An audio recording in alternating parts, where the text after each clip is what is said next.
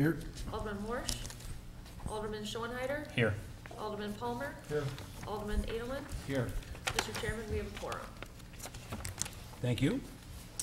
First item is consideration of minutes from the Finance Committee meeting held on March 19, 2012. Are there any corrections or additions? There being none, I would entertain a motion to approve. So moved. Second. All in favor? Aye. Any opposed? Okay. Motion passes. Excuse me. The next thing on the agenda is a second reading of update to the water rate ordinance presented by Diane Hall. Okay, at the City Council meeting on April 2nd, we had first approval for the increase of the water rate. This was also discussed at the March 19th budget meeting. We're recommending a 1.5% increase in the water rate, and we're requesting a final approval this evening. Do you have any questions that I can answer? I think you've seen this 2 or 3 times. Yes. Yeah. I did have one question, just out of curiosity. I don't know if, Diane, it's a question for you or for Mike. It breaks out the water rates for water sold in the city and outside the city. How much water do we sell outside of the city? Do we know? Kind of like less than 3% of our water sales, and that's to Delmar Woods, and hopefully this summer we can tell you that 100% of the water sales are inside the Got city. it. That's what I thought the answer was. So thanks. Any other questions? Okay. I would entertain a motion to approve the water rate ordinance. So moved. Second. Aye. No, I'll let that go to you. You hesitated. I didn't. Alderman Moore. I'll break the tie. All in favor? Aye. Any opposed? Okay, motion passes. Let's see. Next thing on the agenda is code amendments regarding disposal of city property, presented by Bob Kiely. Thank you, Mr. Chairman, members of the committee. The council may recall that in the past we've had some conversations about tightening up our administrative directive with respect to the disposal of city assets. And with the assistance of the city attorney, we went back, we modified the ordinance, we've modified the administrative directive to make it much clearer in terms of what those procedures are going to be, how much the city staff can dispose of in terms of value before then the city council has to get involved with it, and so forth. So this is more or less of a tweaking and tightening up of an ordinance that has been in place for some time, and also updating it to meet all current state laws and state regulations. I'd be happy to go through any details that you might have with respect to the disposal, but basically this is, I don't want to call it a housekeeping matter, but we recognize that with a couple of recent situations that we could do a little better job of tightening up how we got rid of equipment.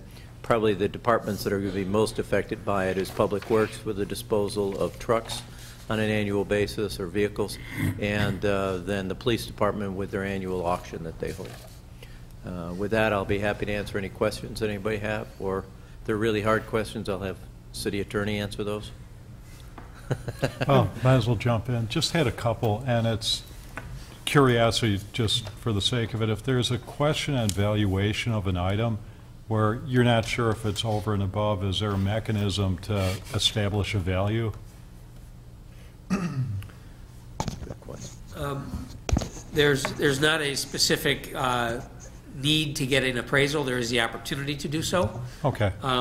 We didn't think that establishing that type of requirement was going to be cost effective in the long run if we had to do that for every single item. Yeah, just in case for subjective items, curious. And this again is the damnation of being a lawyer.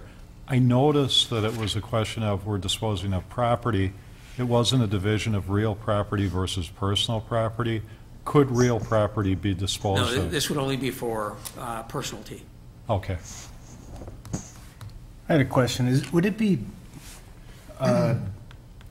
based on some of the stuff that's happened in the past in our communities and others, would it be acceptable to say that city staff and elected officials would be ineligible from buying stuff, just to be above reproach? I mean, somebody might not get a chance at a car, but it just draws such ugly attention in an unfair way. There's no such requirement under state statute, with some limitations, which I don't think apply here. To the extent that something comes before the city council and the council is asked to vote on it, that would be something that would preclude a council member from being involved in that transaction. The administrative rules that had been in place made no real determination as far as that goes. The revised administrative procedures actually does have a prohibition that if you're involved in the disposal, if you're involved in the auction or whatever, you can't then buy it. But we don't have an absolute prohibition of any city employee from doing so. Just if you're involved in the process for disposing of a particular property, you don't have any right to seek the acquisition of that. I guess my point is, if we see Michael Thomas driving around in a vehicle that was owned by the city, sorry. It's a good example. There's an Hopefully assumption. you're not doing that today. My point is that eyebrows would be raised because it would be assumed that he got a deal that other people wouldn't get. One of the other steps that we did include It's not fair, but perception's perception. Right, one of the other things that we did include in the new administrative procedures was to have multiple locations of which any such disposition is going to be published. It could be on the website, it could be posted, it could be in a newspaper, it could be in an online media outlet such as Patch. There was one other which I'm not recalling offhand, but we required that at least 3 of those outlets be used so that there's ample opportunity for anyone to be aware of it. We also have periods within which the publications have to be out there before there's going to be an actual sale. I think we've actually seen it not uncommon to have employees perhaps buy certain equipment. That's not uncommon in Lake Forest or elsewhere, in part because they're familiar with the equipment. They know whether it's good, bad, or indifferent. But at the point that it's actually going to be made available is already going to make a determination that there's no need for the city to use it. We could certainly restrict our available market of purchasers. We thought that in formulating the revised administrative procedure, the more important thing was to ensure that there's adequate notice and that there were obvious checks against having the same person sell it and have an opportunity to buy it. I think to add on to what Vic was saying is that we feel that the changes that are in place right now add tremendous transparency. Okay. Because we do share that concern that, and that's what prompted some of this review, is that it looked like city employees had an unfair advantage. Now, we're also looking at a few other things, like using the Northwest Municipal Conference auction. So we'll be there with 20-plus other municipalities. It'll be online. There'll be hundreds of vehicles there. So people will be able to select ours versus somebody else's. So I think as long as we can move to that much more transparent, all-inclusive kind of bidding opportunity, then I think you have less of that kind of concern. So, Thanks. Other questions or comments? I guess for my part, I'm with Alderman Moore. I mean, we've talked about this before. I think that as long as city employees are in a position to acquire previously owned city property, we're always going to be set up for some second guessing and some scrutiny that is maybe not worth the few extra dollars that we get from having those people as additional participants. But well, I guess I'd be comfortable giving it some time to work and seeing if this proves that's to be exactly what I sufficient. was going to suggest. When is the Northwest Municipal Conference auction coming up, Mike? It is Saturday, May 19th at Arlington Heights Public Works. Okay. Well, maybe we work through that, and I think we'll have this spring sometime a police auction. That'll give us better information, and if we see that propensity is continuing, that we can revisit it. Mm-hmm. What percentage do we sell at auction outright versus trade into a dealer?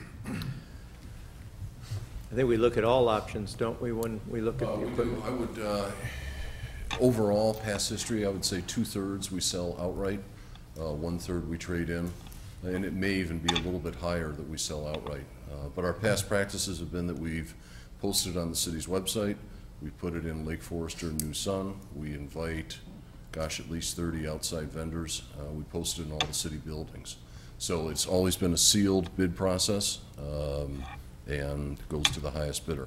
And I believe, Mike, you can confirm this or correct me if it's the case, with all of our rolling stock, those are things that we always bring to the city council. We don't, we don't get an appraisal, but I think with any of our vehicles that we're getting rid of, we always have those ultimately come to the council if they're not, either council approval as part of a trade-in or part of an auction or otherwise. That's correct, yes. On a trade-in, I wouldn't have the concern that I would at an auction, because a dealer's putting it out on the lot for resale, open to the public, and one of our employees picks it up because they have a knowledge of the history of the vehicle, so what? I mean, it's not like he's getting inside track with a dealer who wants to get the most money for it as possible. You know, really, our past practice, and obviously we can and will modify it, but our past practice has always been to bring to the city council at the same time the trade-in value plus the outright bid. And our recommendation, obviously, is always to go with the higher one. So if somebody wants to buy it outright and it's higher than the trade-in, that will be our recommendation, or vice versa. But we absolutely can modify it. Other questions? Okay, I'd entertain a motion to approve the new procedures. So moved. Second? All in favor? Aye. Aye. Any opposed? Okay, motion carries. Next item on the agenda is the discussion of landfill disposal fees, presented by Mike Thomas. Thank you. Good evening, Mr. Chairman, Honorable Mayor, members of the Finance Committee. This evening, staff is requesting Finance Committee as well as City Council approval for the authorization for our tipping fees. In our Purchasing Directive 3-5, it requires any known amount that we are going to spend above $75,000 per year to bring to City Council and request City Council approval. Our tipping fees, on average for the past couple of years, have been around $375,000. There are 2 landfills in Lake County, one in Grays Lake, Waste Management, the other one, Veolia in Zion. It has been our past practice for 10, 15 years at least that every January we ask for an updated quote. That's typically when they modify their prices. It's now with the new directive and the revisions that the Finance Committee made at their July 18th meeting, we're going to be beginning to bring these to you. And this is one of the first ones where we know we're spending more than $75,000. We received a quote from both Veolia and Waste Management. Veolia Environmental was approximately $7 per ton cheaper, which saves the city approximately $50,000 a year. They have been like that consistently for the past 7 or 8 years, so our official recommendation is to continue to dispose of that material up in Zion with Veolia. I'll be happy to answer any questions you may have. Questions from the council? Just on the account budget and the amount requested and the 357 and the 417, and is it just to allocate to an account and you spend it as you need it, or? Yeah, we have to, correct, and what we don't spend goes right back, goes back to the general fund. The 417 is, 40 of that is disposal from our compost center on the weekends when residents bring junk and it goes into the garbage truck. That equates typically to about 417. The remaining is the refuse we pick up at the homes. So, but again, absolutely, those numbers are beginning to go down because recycling is going up. So. Yeah, just a couple questions, because we've got a lot of time to fill before the council meeting. As far as the price per ton, yeah, and again, if we're at approximately $51 per ton now with the fuel surcharge, compared to last year, what were we paying? Is it up significantly or down? Or? No, I believe it was up. I have those numbers here. We were paying $49.35. Okay, $49.35 a ton with Veolia. but where the price might be up, are we disposing of an equal amount for this coming year, projecting, or is it dropping? Projected, yes. Actually, I mean, and again, conservative, we're projecting 7,200 tons, but with the rollout of the carts and the recycling carts, that number should go down. And quite frankly, the more education we can give to the residents to really encourage them to recycle more, the better the numbers will become. Okay, so our costs are pretty much consistent. They are. They Okay. are, yes. Mike, while you have the podium, I did advise the council this evening about how many inquiries we've gotten for the 35-gallon carts. But do you want to give them an update on the time frame and when you'd be coming back to them? Yep. As you recall, the postcard that we presented to City Council at our last meeting actually has gone out to the residents. They began to receive them this past Saturday. And myself, I received ours today. Just with the first initial set going out on Saturday, we've had 128 people go on our website and request the smaller cart. Again, with the cards being filtered throughout the rest of the town, we obviously think that will go up. We put a deadline or asked that the residents respond by Friday, May 4th, so we will be able to come back to City Council at your May, I believe, 21st meeting and ask permission to waive the bidding process. We want to stay with Schaefer carts, the same exact carts we used on the first phase. But again, we have 2,800 that we need to hand out. We'll come back to you and say of the 2,800, we need, for example, 535-gallon at price X, 2,365-gallon at price Y. Total is cost Z, and ask for your approval. So that is why we're trying to get a good idea of how many of these smaller carts to order, and we'll obviously order extra in case people don't contact us by then, but we're again requesting that they let us know their choice. Those that don't have a cart, as well as those that already have one but would prefer a smaller one, we will give them that opportunity as well. My question, the grant dollars we got, they're not kind of a pari passu, kind of a situation where if we spend less because we're doing smaller carts or fewer carts, we get less dollars. It's just No, there, right? It's there. It's a $100,000 grant, and we committed to spend approximately $40,000. If our commitment is less than that, because we're buying smaller carts or whatever the case may be, no. We'll still receive the full amount. Okay. Is there a correct way to align them at the street? There is, and the best way, and the way we are actually trying to educate the residents, is that the handles face the garage door, or the handles face the home. The way our equipment, the equipment that we've purchased for one of our older trucks and the new trucks, it actually can pick the can up any way. But the best way for us is that the handles face the home, and the cart is at least 5 feet away from any trees, any mailboxes, and to please place it down right at the street, not 10 feet up the driveway, right down at the curb. Is that because it's easier to load if the handles face The arms on the truck that reach out and grab this only have about a 3-foot reach. So again, we're trying to gain some efficiencies. We want the driver to be able to pick them up and lay them down and not have to stop and run up to each driveway and pull the cart down so it can automatically pick up. So we'd like the carts right at the street with the handles facing the home. How are you getting, oh, sorry. Which handles, the lid handles or the handle that you pull it out? The handle that you pull it out with. So you want the wheels facing the home? You got it, the wheels and that big handle facing the home, yes. Have you thought about getting decals to put on the Yeah. carts Yeah. that have an arrow saying this end, this side store? This way out. This end Well, out? and that was something that it's an idea that we can discuss. I mean, we've got 3,600 of them out there right now that don't have it.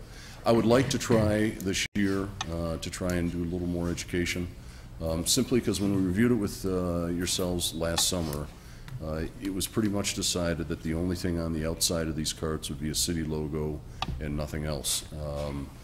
On the very back, there's a serial number for our reference, but otherwise the carts are very simple, plain, with very little wording. If it comes to that point, if we have a lot of problems, then I would come back and make that recommendation. Maybe a temporary sticker that you could slap on carts that aren't set the right way and Yes. easily come off, Sure. and that way they know it Sure, next time. yeah, and that's actually a very good idea. How are you getting the word out about the correct positioning right now? It is not only on the city's website, but with these cards as well. I On the- believe we may have noted it on the postcard. There will be some press releases and some stories coming up, but I think from that point, we've got to do more than that. So right now, we're simply trying to focus on getting our numbers, getting back to you, getting the order in before the state ends their fiscal year, June 30th. We need to get through this whole process of receiving your approval, getting the carts ordered, getting the request into the cart company. We need to get in line to have them produced and have all that done by the end of June, so. Okay, any other questions? Well, easy question. At a certain point in time, if you don't have a recycling cart, your recycling is not going to get picked up. Is there a projected end date of when? September of this calendar year, September of this year. We anticipate receiving the carts sometime in July. We'll then go ahead and put the decals on the inside of the lid. We don't want to hand them out during the month of August. Typically, a lot of residents are gone during that month. And September will be it.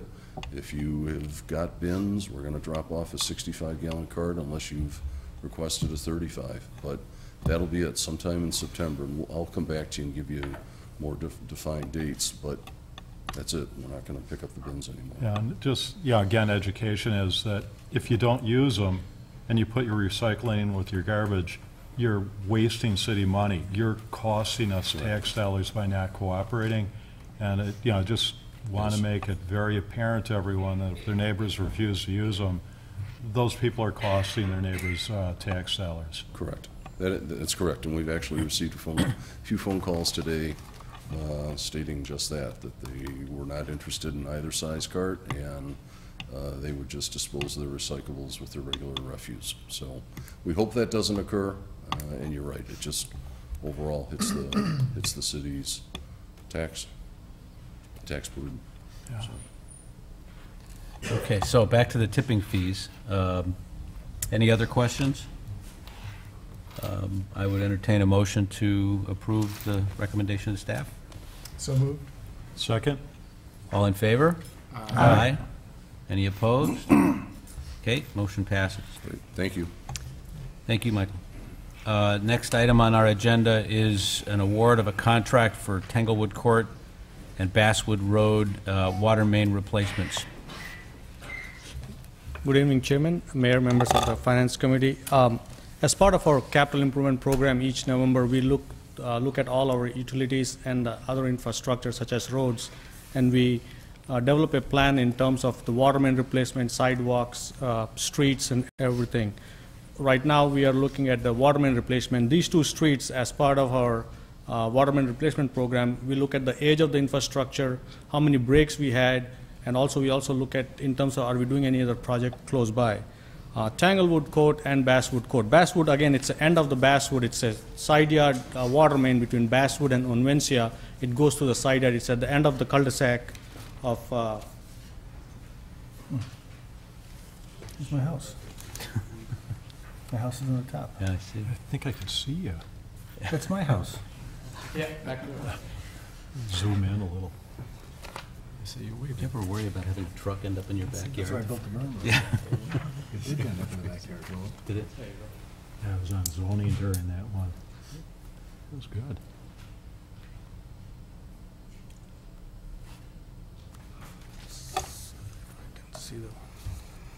That's the water main. That's end of Basswood Circle, and that's that side yard water main. There's an existing bike path which connects to Onvencia. So as part of the water main replacement, that's a 6-inch old cast iron pipe. We had numerous breaks in that.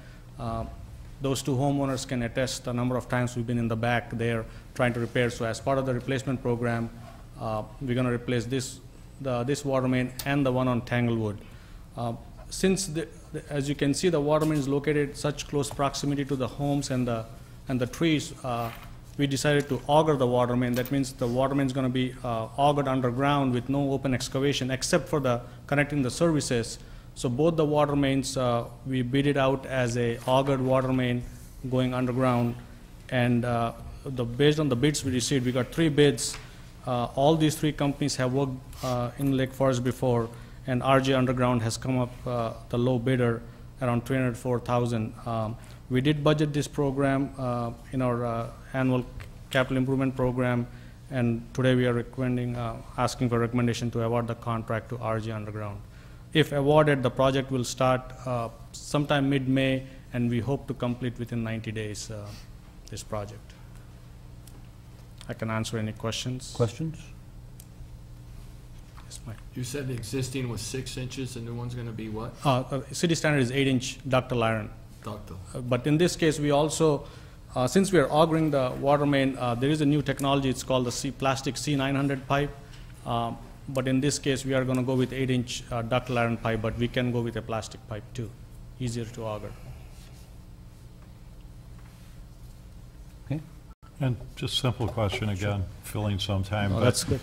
As far as this project goes, will it disrupt traffic flow in any streets, or is it pretty much removed?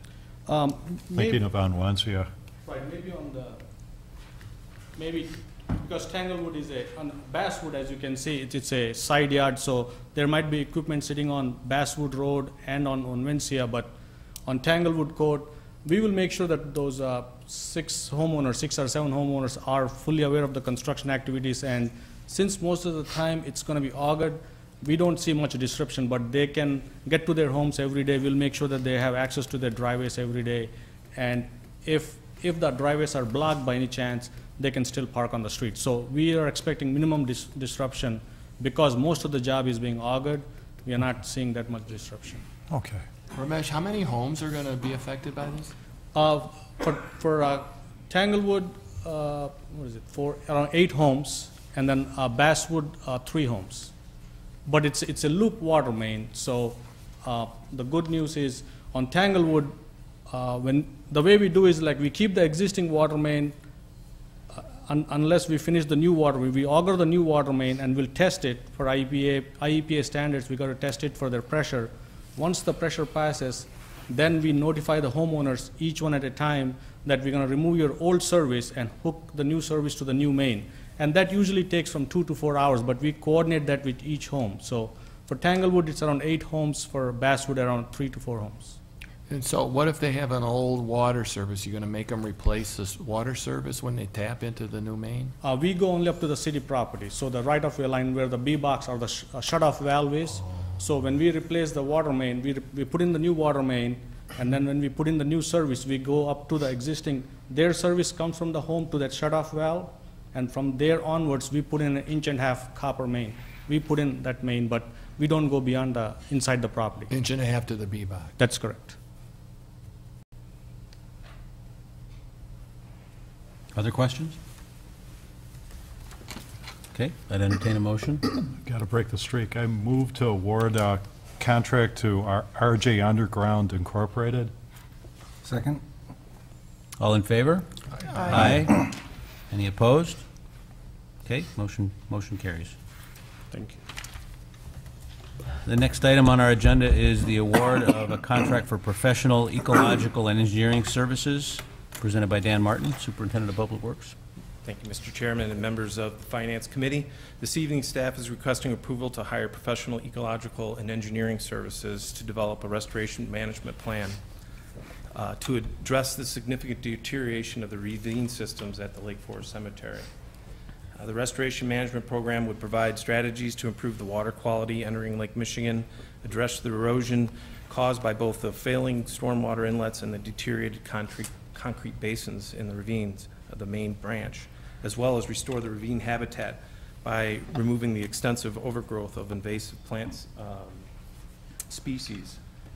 Just to give you a quick idea, a snapshot of where we're at. This is spruce, here's lake. You got the main branch, the northwest branch, and the south branch.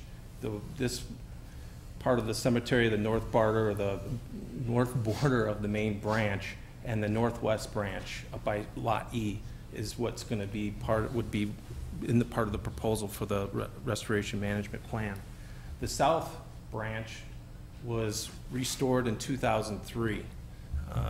Actually, the cemetery received a grant through the National Oceanic and Atmospheric Administration, NOAA, as part of it was monies channeled through the federal government to the IEPA.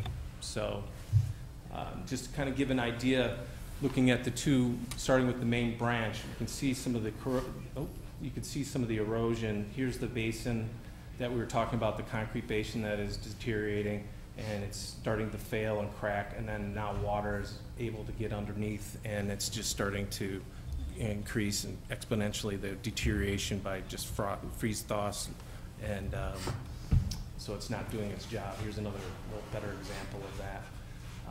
Here's actually, you can't hardly see, but up here there's actually a pipe that got put in a drainage line, and you can see all the undercutting, the deep channeling and the gullying right there. The other part here, if you could see right here, that's all how close it's a few feet away. Those are actual cemetery plots.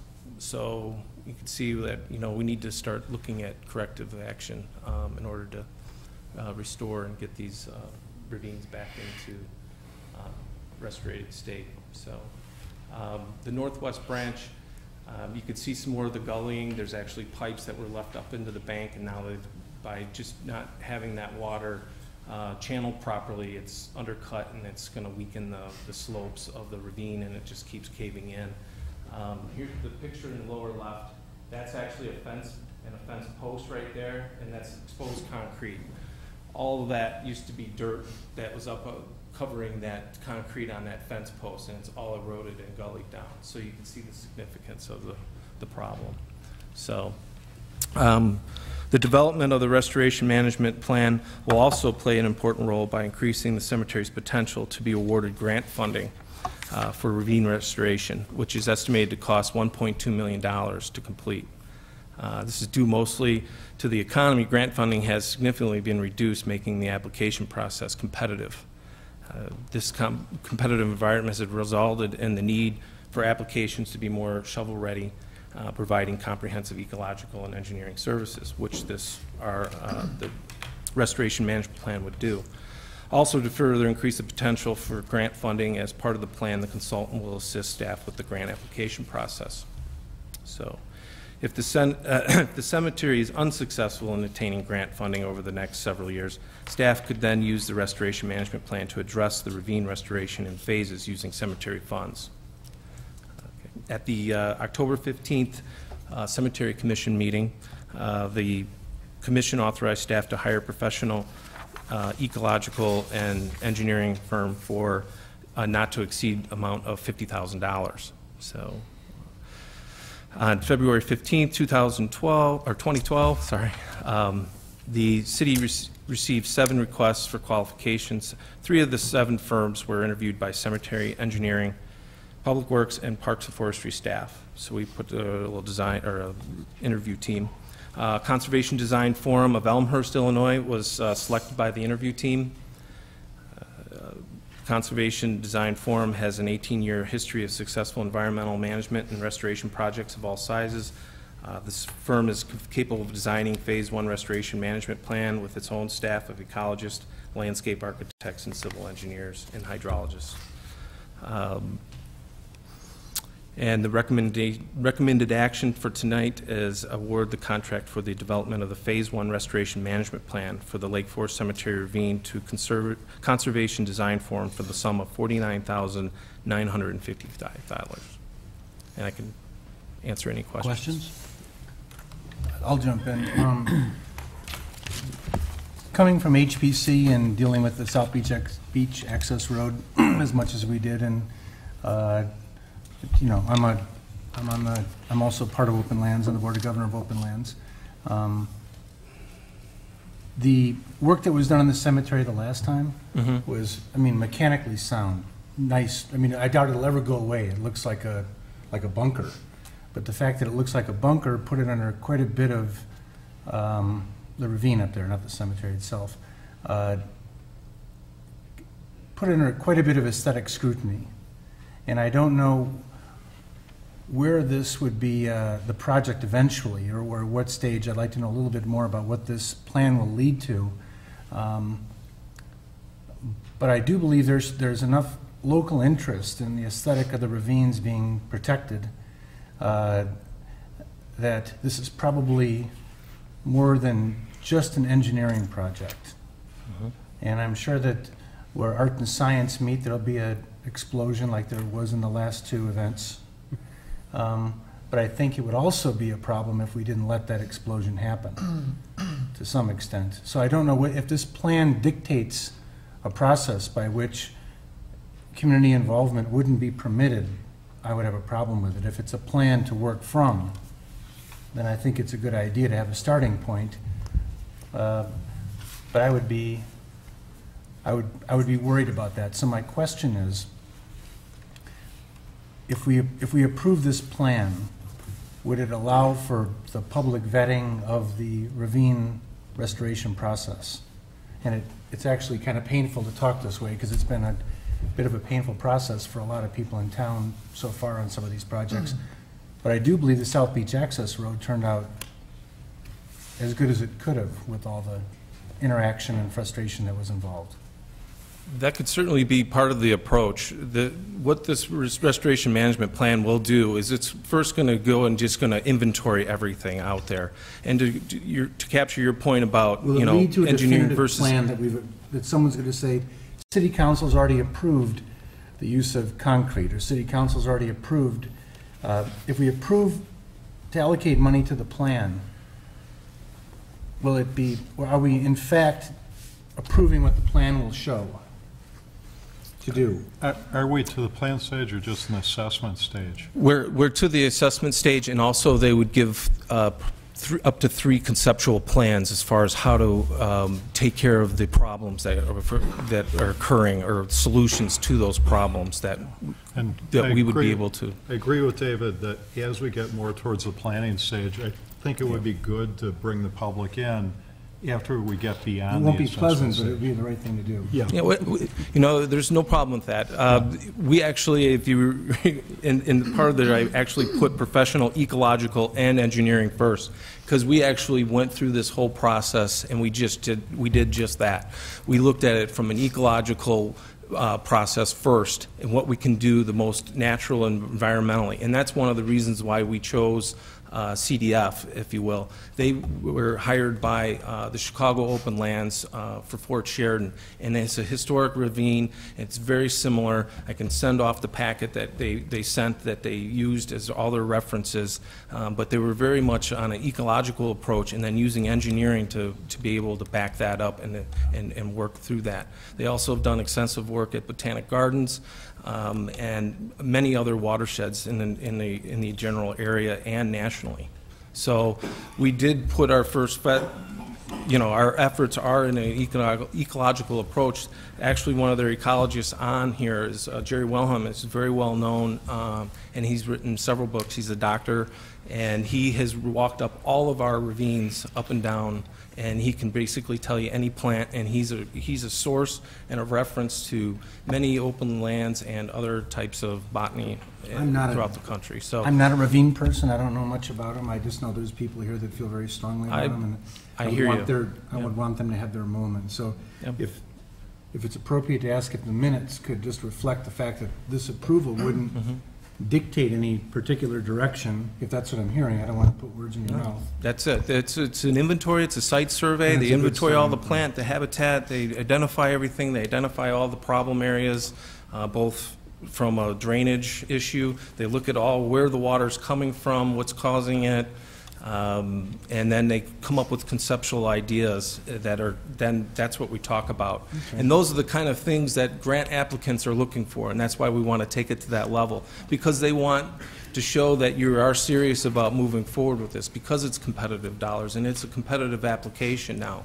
So that's why we need to make sure that they realize that each one of those scenarios comes with some cost estimates as well, so they know that this thing is for real and that the City of Lake Forest is, or the applicant in this case, is serious about moving forward with the grant. So we'll end up with, as you put, a cemetery plan that is shovel-ready. Yeah. Well, which, Yeah. That's to your a point, includes public support, or at least a full public. Yeah. Now, would that happen at the cemetery commission, or would that happen here, or where would that process, the actual Technically, it review of would, design work go? potentially it could happen at the cemetery commission, because they're charged under city code with making decisions related to that. But I think, in light of the conversation here, I think we can follow the same process that we did with the South Beach Access Road. We can put a small committee together of very talented people to look at that. In this case, though, we also have to be careful that there's grant money involved, and so there's other decision-making authorities as well. But ultimately, when a contract is awarded, it will have to come back to the city council. But hopefully, when it comes forward to you, there will be a plan that has been vetted. Maybe not a popularity contest and everybody's voting in favor of, but certainly an opportunity for people to look at it and say, what do we think? Okay. Dan, do they assist in the actual grant application process? I don't know much about applying for grants, but Yes, we actually made that as part of the proposal, the request for qualifications, and we're asking for that assistance, so they also have ownership with the restoration management plan will be a very big part of that.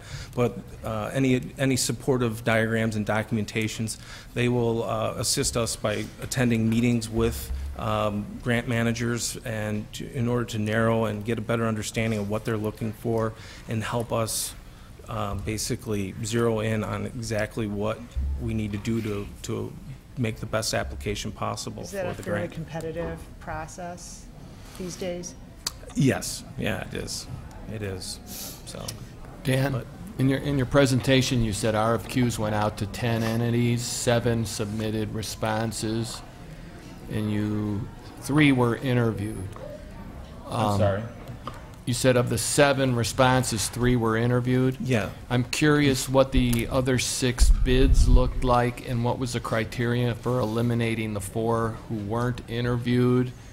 Well, at that process, we didn't have any proposals, any bids with the proposals. A request for qualification process that we followed was we went with the qualified candidates. We sent them out to 10. We received 7 back. From that 7, from their information and the packets they sent, we then qualified them based on the ecological approach versus engineering, their background, their experience, who would be working on the job. Then when we made that selection, when we interviewed the 3, then we select 1 to negotiate with. Oh, and so then we didn't get bids from the other 2? For professional services, the process for requests for qualifications, we don't ask for formal bids. Okay. If I might add, we follow the state statutory procedure. We're not allowed to ask for their fee until after we've started the selection process and identified them as the most qualified of the bidders. Yeah, I had one question, Sure. kind of, excuse me, an aside. You mentioned, obviously, needless to say, that the cemetery ravine situation is pretty serious and it needs work. What process do we have as a city to evaluate and to monitor the other ravines in town? I've had residents approach me recently about a ravine on Illinois that's starting to, they believe, to deteriorate. Do we walk these on a regular basis? Do we have someone looking at these? What's our process? I think Michael could probably give you a little bit, Michael Thomas could probably give you a little bit better background, but yes, we do walk them annually and inspect them. We actually walk the ravines at least twice a year to make sure there are no obstructions and the stormwater flows properly. And if we see any sloughing, we'll have work done, the appropriate work. Majority of the work that we've done over the past 5 to 7 years consists of what they use, gabion baskets, basically a wire basket with a stone about that size, really just to secure the edge of the slope so it doesn't continue to deteriorate. So we walk the ravines at least twice a year and inspect them. All right. Thanks. Mm-hmm. Other questions? Okay, I would entertain a motion. I'll go for it. I move to award contract for development of a Phase 1 restorative management plan to Conservation Design Forum. I'll second. A new second, good. All in favor? Aye. Any opposed? Okay, motion carries. Thank you. The next thing on our agenda is approval of a resolution reallocating 2012 volume cap to the Village of Buffalo Grove, Illinois. And I'm going to defer to the city attorney to explain this. Thank you, Mr. Chairman. This is actually an outgrowth of both federal and state law.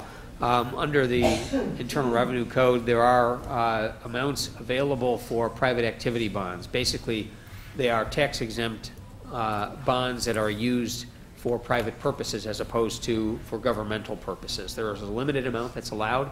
They're allocated to the states. The states have the option in Illinois. The state has actually exercised the option to further allocate those dollars to, in Illinois, home rule units based on their population. The city, since we've been home rule about 7 years ago, has been getting an allocation.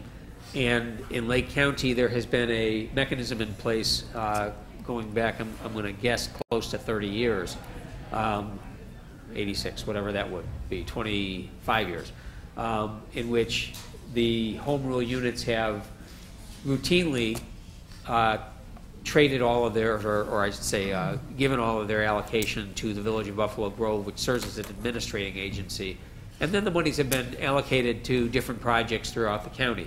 The city actually did receive some of this allocation some years ago in connection with a project, even though the city was not home rule. So it's something that's not limited to home rule once once the allocation is conferred over to Buffalo Grove. It's really intended to be a source throughout the county for these types of projects.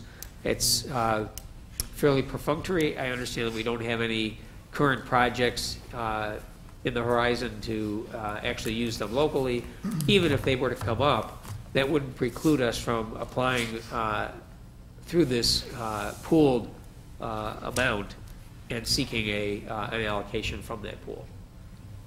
Could you maybe give an example of the kind of project that these bonds might be used for? A new warehouse that might come on to play. I understand that in Lake Forest, we actually were able to use that in connection with the library at Barrow. At the Barrow Library. There's a fairly limited scope of activities that can be used if you fall within the qualifications, so that's a perfect opportunity for doing so. And it's an alternative to private market financing.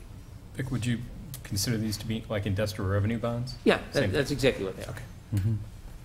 And you get a certain number, and then the communities pool those that are not using them, or actually even those that will use them, throw them into a pot together, and then they can allocate them to where they're needed, right? Correct. As opposed it allows a little better bang for the buck. It avoids having any of these dollars lost along the way. What happens every year is if all the monies aren't allocated, they actually go to the county for the county housing department, or what is it called? The housing agency, and it issues them for housing grants. Mm-hmm. Okay.